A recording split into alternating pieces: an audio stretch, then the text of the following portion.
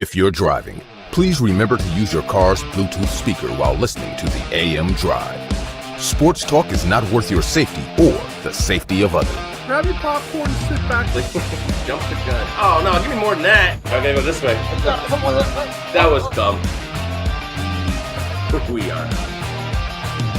How could I tell you when nobody wants to? Ill-fated words I will choke. Happy Friday to everyone in the sports universe. It is May the 20th, 2022. This is the AM Drive on Facebook, Twitter, and YouTube, and I am live. For Aaron Crouch, fill-in host Sammy Action, I am Michael Carbellis saying hello and good morning to everyone. Again, Aaron will not be here until the end of July, so we would like to say once again, shout out to Aaron Crouch, who is, of course, my normal co-host. Sammy Action was not able to make it yesterday and today, but he will be back on Monday. If you host a podcast or run a small business, it can be hard spreading the word. We'll be the first to admit. Friends want to check it out, but chances are they may not. So it's time to help them and grow your brand with Popl, P-O-P-L. Popl is an easy-to-use but high-tech digital business card. You can get your Popl using the code AMDRIVE for 20% off your order. Set up your links and share. People you share with won't even need a Popl, so it makes it that much easier. So when you get your Popl in keychain, pop socket, even credit card form, enter the code AMDRIVE in all caps, no spaces, for 20% off your order on popl.co. And thank you once again for your support. I want to first get into this. The Boston Celtics blew out the Miami Heat last night. I believe it was like a 127 to 102 was the final score. And now Boston fans can do their chirping after, of course, I and the Miami Heat fans did our chirping in Game 1. Now, was I wrong about Marcus Smart? I did say that I didn't think Marcus Smart and Al Horford would make that much of a difference. And last night, Marcus Smart was incredible. I didn't think he'd pay immediate dividends. It's almost like he was rusting and wasn't hurt at all because there was no side effects to his game. However, I do want to say this. When teams are red hot from three, everybody looks better. I said it about the Mavericks and the Warriors series when Mavericks could not buy a three, and all of a sudden Luka Doncic looked like he didn't know how to play basketball. And the Warriors looked like the best team in the NBA. For the Celtics, they beat the Bucks because they got red hot from three. The Mavericks beat the Suns because they got red hot from three. What I am more intrigued about is the stuff that doesn't happen when everyone's not hitting 500 threes in a row. I'm actually very happy with what I saw last night because I've said it before, I'll say it again. Jason Tatum cannot just continually save this team. And I've noticed when the Miami Heat switch their defense in both second halves, then they do a lot better. Now, could we go down 2-1 in Game 3 in Boston? Sure, I wouldn't be surprised. But for the psyche of my favorite team, I would hope that we don't.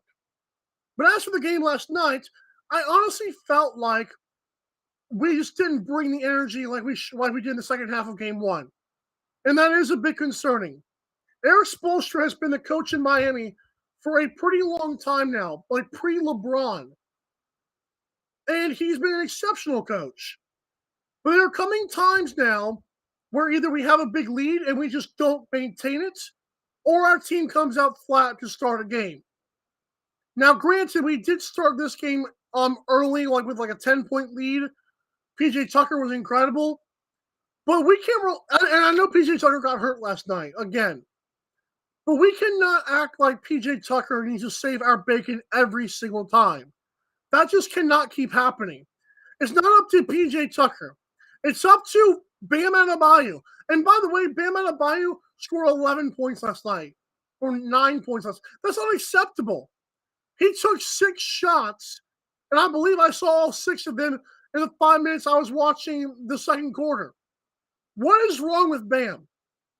I understand that he can do other things besides score, like handle the ball, pass the ball, set screens. The man cannot grab rebounds sometimes, and other times he just doesn't shoot the ball. What is Bam's problem? Seriously. We have drafted this guy. Yes, he's an undersized center/forward position. What makes me angry is this is a too tough of a guy to just be laying down and letting everybody feast on him. He is better than Robert Williams. He is better than 37-year-old Al Horford. As a Bam Adebayo fan, I am not happy with his performances. Tyler Hero only scored 11 points, but they were impactful. He came in the second quarter when the team was being destroyed thanks to Bam and company, and he lit a spark for us. We could have lost by 50. But at least Hero was able to provide some juice for us. Gabe Vincent, some juice. What's wrong with Bam? Bam cannot have these games where he comes into his own. When you start the game, take over, dude. He has too soft of a touch around the rim to pretend like he doesn't know how to score around a bigger guy. He's too good. You walled up Giannis a couple years ago. You played well against Embiid. So what the heck is your problem, Bam? I'm so tired of the centerpiece, one of the centerpieces of my franchise, not showing up for the first halves of games. Yeah, he'll give the occasional offensive rebound. That's not good enough, Mr. Bam. We need more from him. If you're an undersized center, why is PJ Tucker doesn't care about that? PJ Tucker does a fantastic job. And so I would like to know why Bam Adebayo refuses to assert himself early in games. Jimmy Butler was incredible once again. Jimmy Butler also, it's great that our team leader was doing that, but I don't get it. I don't get why nobody else stepped up. It's ridiculous. I do want to say this though. Stay ready, Max Strus, because Duncan Robinson made an appearance. I predicted that he would make an appearance in this series, but I'm actually very excited to see what he does in Game 4 if he does play at all. Game 3, which I believe he will. But for right now, I do believe that we need to change some things, and it's just a matter of energy in the first half. You can't keep going down by 15, 20 points and expect, because everyone else in the NBA comes back, you come back too. It's not how it works. And also, that was a block. That was a block by Tyler Hero and Marcus Smart. Don't let anybody fool you.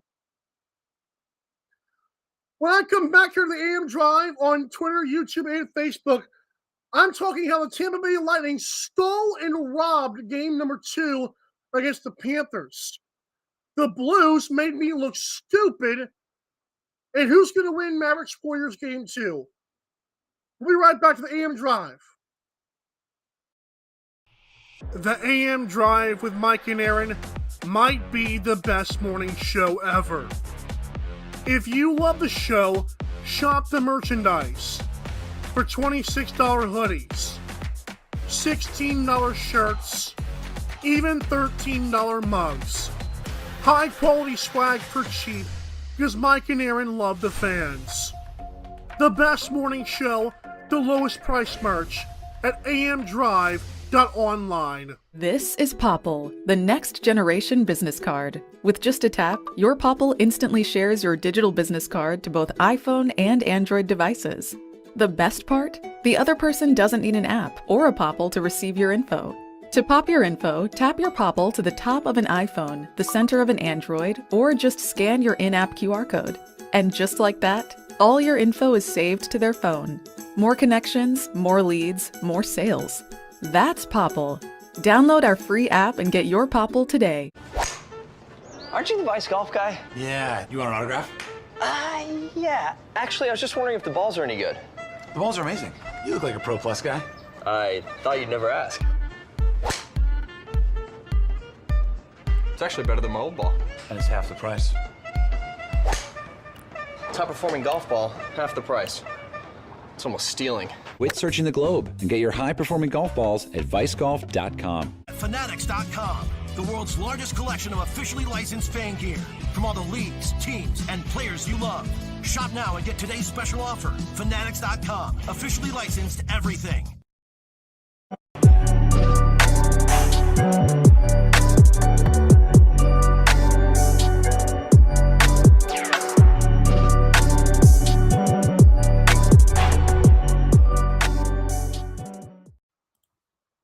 Welcome back here to the AM Drive on this Friday edition, May 20th.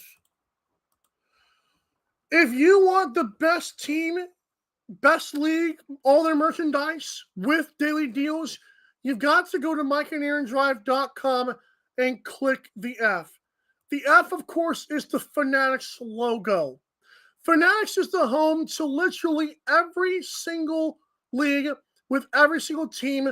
Daily deals, you trust me, you guys want to go to Fanatics. It's the NBA store, MLB, NFL, NBA shop, everything is right there. But in order to use Fanatics, you must go to mikeandaarondrive.com and click the Fanatics logo. Again, helps us out so much more than you know.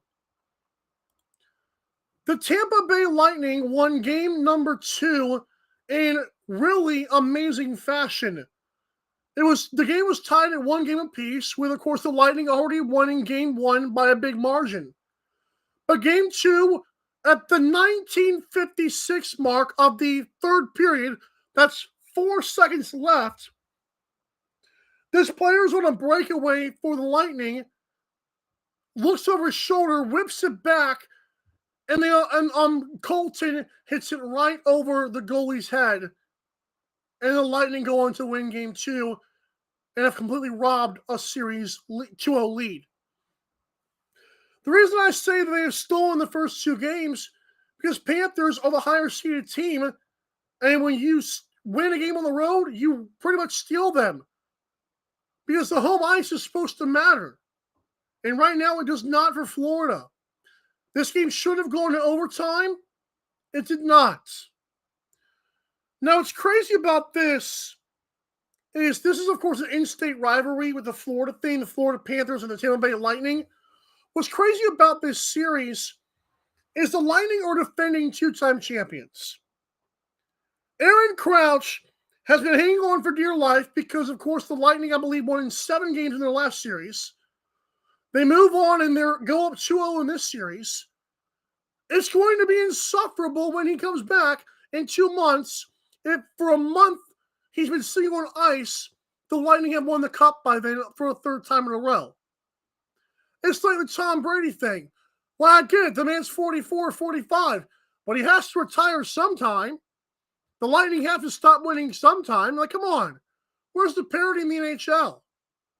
Lightning should not have won that game in regulation, is what I'll say. It was a hard-fought contest, but once again, I guess their championship pedigree kind of showed, and I'm going to tell you why. Because hockey's a very tough sport. As Aaron said, the puck can bounce the wrong way. Guys can get injured. There's so many line changes. But what's crazy about this is for 59 minutes, you play incredible. You have to play to the end. And apparently, the guy who was supposed to be guarding Colton, he went for the puck from the guy who was passing it, and it just had a brain freeze and left Colton wide open for a shot. That pass should never have gotten through, according to the NHL and TNT broadcast, and I completely agree. Why would you double team a guy going straight for the boards? What's the point of that? Don't do that. You got 4 seconds left for overtime. It was really sensational. Again, it should not have happened. The reason it did happen is because the Lightning played until the final whistle, and Panthers did not. Same thing with the game 1 between the Avalanche and the Blues. when the Blues led that game and then Avalanche just take it away. It's really incredible. Or when the Hurricanes, I believe, were down 1-0 and they came back and won in overtime 2-1. It's really incredible. And so I have to say that Tampa Bay Lightning are showing their championship pedigree. They are showing what they can do, that they can play the entire 60 minutes of ice time. Overtime, all bets are off, obviously. But for that 60 minutes, you better play till the final whistle. Because hockey, you never know what can happen. And that was a perfect example of a team that's been there before against a Panthers team that's just trying to make it.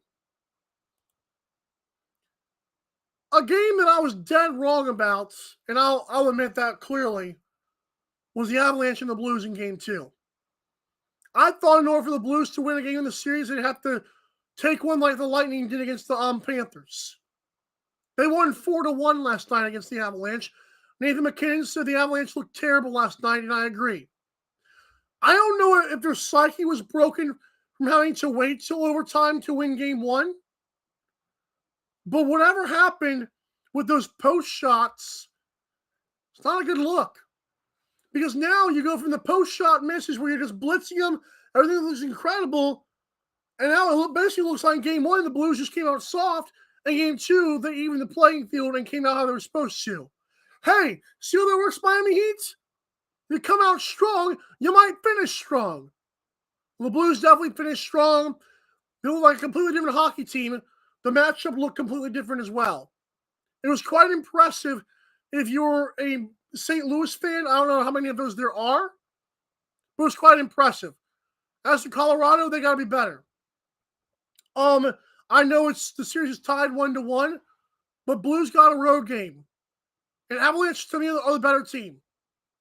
The Blues took 7 games to beat the Wild. So what's wrong with this?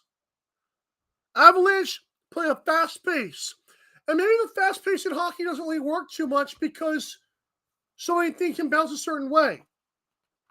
Like if you're hitting goalposts, I guess you don't really score a lot of points, right? It's incredible.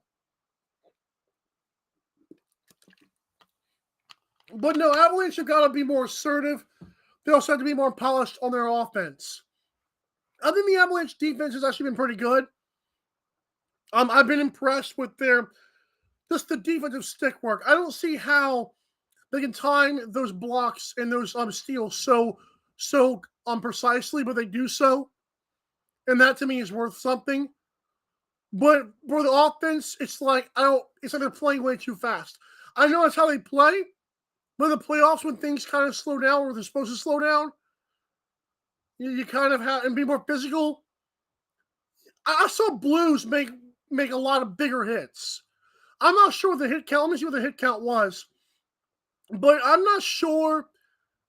I don't know the Blues. If there was a stat called impact hits, I believe the Blues would have won that. Now let's get to that box score to find out. I'm going to go to team stats to see box score. Here we go. I just feel like the Blues were the more dominant team. They actually trailed 38-45, but again, if I'm judging impact hits, it's probably like 30-10. Because Avalanche would get some nice hits, but it's like the Blues, they just came out stronger, and that to me was the difference. And that's I can't get over that. I don't know what happened to the Avalanche game too.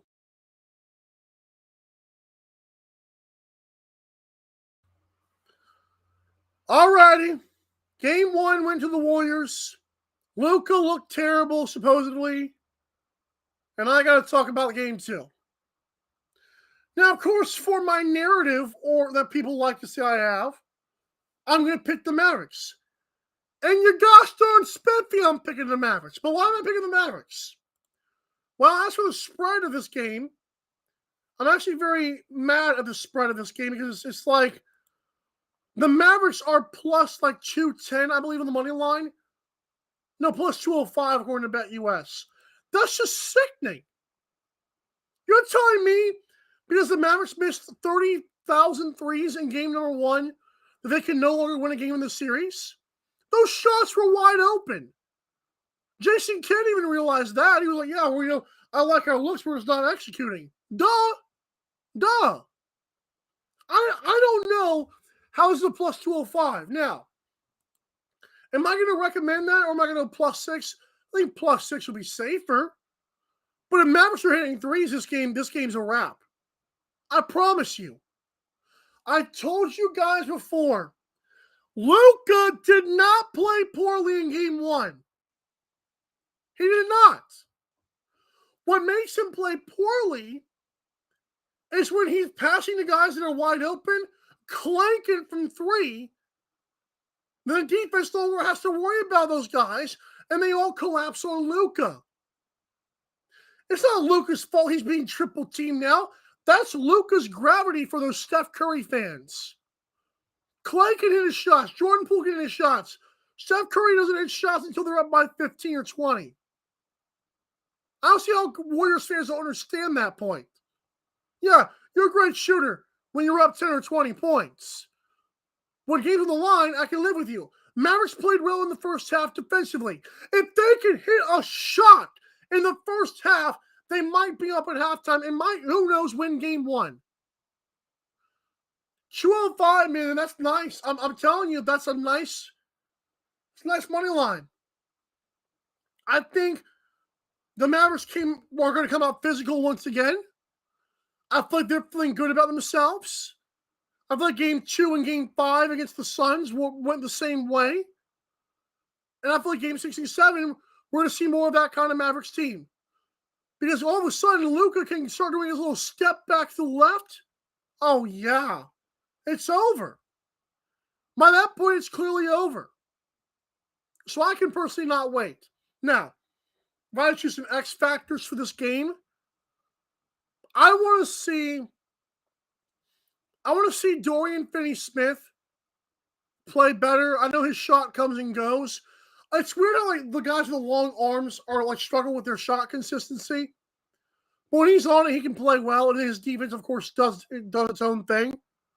Reggie Bullock, I believe, can do a fantastic job. I think Dwight Powell should be better. In fact, I'll take Dwight Powell over Dorian Finney-Smith. Because, again, you can plug and play, Maxi Kleber on defense versus his offense, Davis Bertans, Reggie Bullock. They all play good defense, and then, of course, they hit nice threes. But Jalen Brunson was good in game 1. Luka was doing his thing in game 1. And I firmly believe if Dwight Powell does not allow Kevin or Kavan or whatever Looney to go ham on the boards, the Mavericks will win game 2. What's crazy about the first 2 series the Mavericks played, it wasn't until they shut down Rudy Gobert, until they shut down DeAndre Ayton and made him pout to his coach, they won those 2 series. The threes are going to fall eventually. That I'm not worried about whatsoever. What I'm worried about is if Kevon Looney goes off once again. That's a problem if I'm Dallas. I dare say play Marquise Chris or Boban Marjanovic if that starts happening again. Body that dude. He thinks he's tough because he plays on Golden State. All of a sudden, Andrew Wiggins looks like a perfect number 1 pick. Baloney. Make them work. Get into them. Dwight Powell must be better inside. I love Dwight Powell. I'm not saying anything wrong with him. Game 1, he was terrible. But game 2, body that dude. Luka will find his shooters. Luka will get going. I think Mavericks might win it. I think they will win it. But it's up to Dwight Powell as the X factor. Now, as for Golden State, what should the Warriors do better? X factor to me is Klay Thompson. Klay Thompson has had bits and pieces of good games recently, but ever since he came back from injury, he has not been consistent whatsoever. Game 1 was another example of that. Let's get to the stats on Klay Thompson. I think it was 1 of 4 from 3 in the first half of game 1. This was it Wednesday. Wednesday's game, Klay Thompson shot 1 of 4 from 3 and 15 points. Why on earth is Andrew Wiggins getting the majority of the shots here? Because that's not going to continue.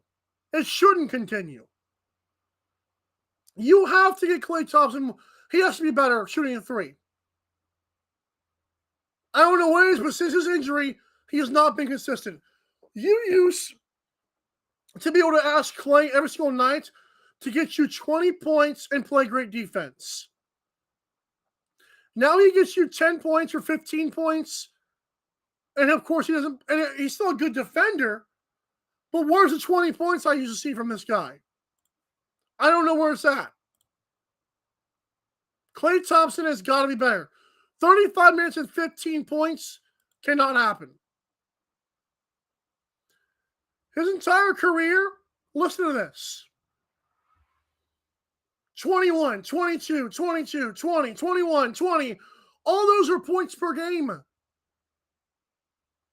So what's going on, Klay? I don't get it. Postseason, I'm not seeing it.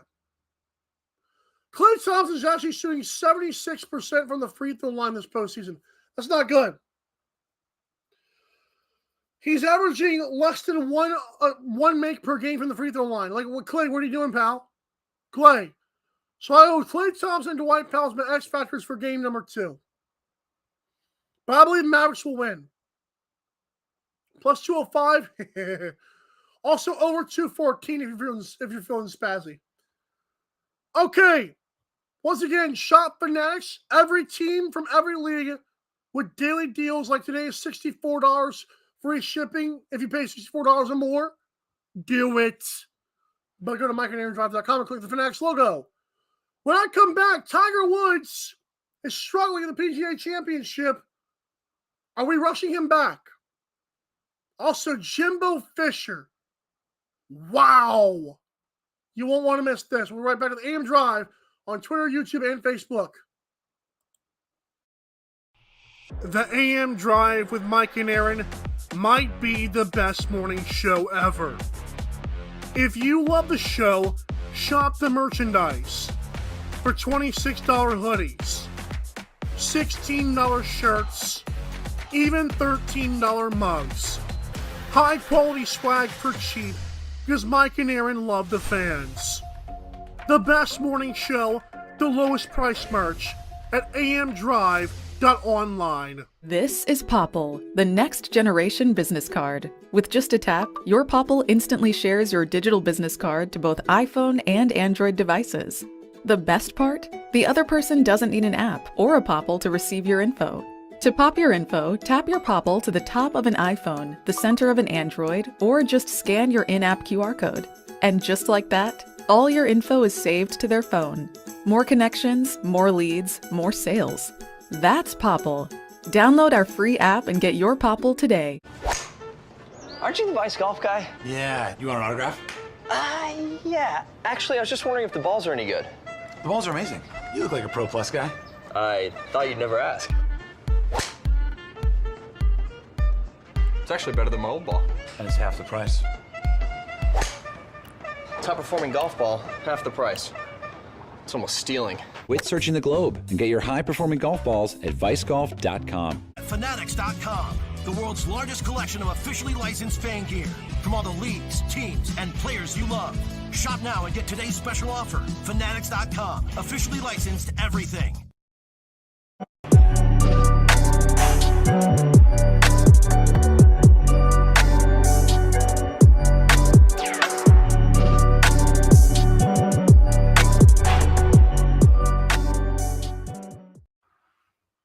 All the leagues, teams, and players you love. Go to MikeandAaronDrive.com and click the Fanatics logo to support the show and your favorite team. Tiger Woods update here. It's not a good thing. Tiger Woods did really good in the first round, and then all of a sudden did not. It's interesting because, first of all, Rory McIlroy leads. I don't want to take anything away from him. I love Rory McIlroy. I have for a while now. I'm not the biggest golf guy. I'm more of a hockey guy than a golf guy, and that should tell you something. But I do appreciate the game. And Rory McIlroy's done a good job this season, and now he's leading by 1 stroke last time I checked in round 2. But Tiger Woods started the first round yesterday very well. The first 9, he was like 2 under. Now he's at 4 over par. And you're wondering what happened. Well, Tiger Woods said his leg hurts. He said he can't do anything with it. He can't plant it. He can't swing off it. It's hurting him. Did we rush Tiger back? I don't even want to say we, because most fans and golf bettors, they appreciate Tiger coming back. They thought it was a bit too soon. Tiger Woods was in a very serious car accident after he crashed into a ditch like less than a year ago. We don't know the extent of his injuries, but we do know that his leg was badly hurt. I actually have not heard what the specifics of that injury is. But I believe he had surgery to repair it. As a person who had a what is that word called? The thing where they arthroscopy on your knee. I did not even have what Tiger had, and I can assure you my leg's still stiff, and it hurts after a while of walking. If Tiger did have some torn ligaments or a broken leg or something like that, you don't want to rush that back. I feel like Tiger rushed back. And I understand that his entire life, it's been beaten into his head that golf is love and golf is life and golf is God. It's not life, though. What's the point of playing a tournament if you're going to get frustrated? Like, why play this? Like, just go outside and play golf recreationally. I wonder if Tiger even thinks he can win. Seriously. I know he said the Masters, yeah, I can win, but deep down we all know that wasn't true. So I feel bad for Tiger Woods right now. I really do. I wish him the best because he's had a bad rap with the media because he treats them like crap because they get in his face so much. And he had an affair. Well, everyone in Hollywood has an affair, so I'm not surprised by that. Tiger has got to realize his limitations at this age. Don't say, I'm not saying the son would ever do this, but don't show Charlie Woods' dad going out there and just breaking down. It's not worth it. Be a dad, be a mentor. I'm not telling him how to live his life. I'm just trying to give advice. If not that he cares to hear this, but I'm just saying, I want to give the guy advice. It's not worth my fandom, your body. That's just dumb. So I wish Tiger was the best, but his leg hurting him. I can feel the pain. Unfortunately, he thinks he can't. It's not a good thing. I don't know if you guys saw this, but Jimbo Fisher went ballistic on Nick Saban at a press conference. Nick Saban criticized the NIL deals and said Texas A&M and Deion Sanders' Jackson State are illegally buying players. Wow, okay. So apparently Jimbo Fisher gets on this press conference and was asked about it. And before the guy finishes his question, Jimbo Fisher is going ham on Nick Saban and the dirtiness and the slug, the terrible behind-the-scenes garbage that is Nick Saban's way of life. Jimbo Fisher said, anybody in this business knows what Nick is all about. He says, yeah, Nick has called him multiple times since he made those comments. And Jimbo Fisher said, we're done. I'm not answering the phone. Wow. Jimbo said, that's one of the reasons I haven't worked for him again when I've had the opportunity. Some people think they're God. Wow. He said, how do you think Alabama gets all his great recruits? He said, it's only whenever he can't get his recruits that he starts complaining about it. Holy cow. And now the more serious side of this, I just want to say it. Why have people protected Nick Saban for so long? This reminds me of the bigger picture of sports and the Epstein crap. I try not to get political. I try not to get into all that legal stuff. I could care less about Johnny Depp and Amber Heard's trial. And I love Johnny Depp as an actor. But I don't care about his personal judge crap, whatever they have going on in court. I haven't watched the first bit of it. I refuse to. It'd be shoved down my throat by Snapchat, by my news feed on my phone. It's my Twitter. It's stupid. Like, why do I care? My point with that is the Epstein guy who supposedly was with those little girls and all the crap with Trump and everything else. And then you hear about, remember when Donald Sterling, the Clippers owner from years ago, was found out to be a racist punk? And they got rid of him. Oh, that's just terrible. No one ever does that. Then you got this Dan Snyder dude from Washington Commanders football team, Redskins, Foreskins, whatever. And Dan Snyder out here stealing money from the NFL, but again, they're still not getting rid of him. You look at Jerry Jones, who has a daughter that no one knew about. What? You've got Mark Cuban, who covers up sexual assault scandals. You've got this whistleblower who just got fired by the Raiders. There's a problem with this billionaire sports leagues. Here's the thing. With Nick Saban, he's being covered up by the NCAA and by the SEC. Why? It's like he sells his. I don't know. I want to what about Justin Bieber, or just Star A? Why do these people get just blow up out of proportion? Like, I could argue some of these guys are not as talented as other people. So what the heck? Like, what is going on behind the scenes? Why do we choose Nick Saban of the Alabama Crimson Tide to be this guy that we protect? To be this guy that we just pretend like he never does anything wrong? What? Come on. Now, do I think Jimbo Fisher is scotch-free? No, I don't. I'm not stupid. I believe in Jimbo Fisher. I know he's without a script, but he's saying, oh, yeah, wait, nobody here done a wrong thing or against the law. Baloney. Baloney. You know it's baloney. Stop that. You know that's not true. Don't pretend that Texas A&M is some scotch-free, amazing school. Penn State used to be that way. How's Penn State look now? Joe Paterno is there saying the devil right now. Guys, I don't know why we cover. Is it all money? Is that it? I know they said money is the root of all. I don't. Come on, guys. And then the Alabama fans make me even more mad about this. Like, oh well, they should just rest in their losing tears. I thought there was a great tweet that I retweeted on the AM Drive.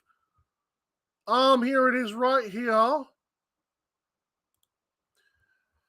And this is funny, I'll admit it. But this guy said, Jimbo Fisher is heated. Texas A&M is going to be on a mission this year. I would hate to be their Duke's Mayo Bowl opponent. Listen, I don't get why Alabama fans believe their guy's scotch-free. I've always said this. Do not let your personal fandom of a star actor or star singer or rapper, young thug and gunna fans, or football team, do not let this cloud your vision. It's entertainment.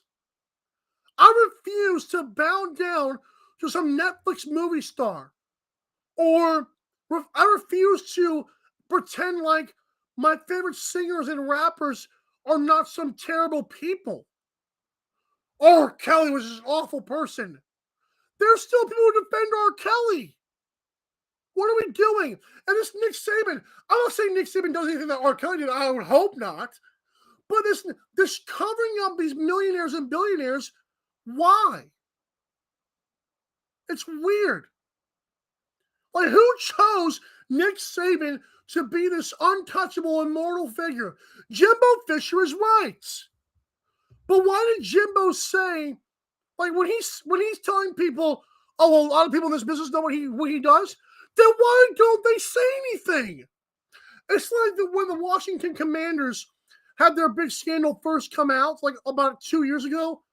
I was on my Mike Center first show on 12 on Sports, and I would say, hey, these reporters, they're like, this is just so terrible. You were in the locker room of these people. Why did you not know this? Who's paying you to cover it up? And this morning, SpaceX is trending on Twitter. Why are they trending on Twitter, you ask? Because Elon Musk apparently, for lack of a better term, exposed himself on a plane to a flight attendant who he then paid $250,000 to shut up. Why do you take that money? When does the cycle stop? Eventually, right is right and wrong is wrong. Like with the Jerry Jones thing, why can you? Oh, I have a daughter somewhere. Now the daughter wants more money. Why did you take money in the first place? Is there no moral compass at all? Well, as a Christian, I understand. For me, I believe that things are going to go from bad to worse. They're not going to get better. But I still believe in human beings. I still believe human beings have a free choice. And to pretend like money can just buy your moral compass is stupid. But if you allow it to happen, more legal power to you. This Nick Saban thing is ugly.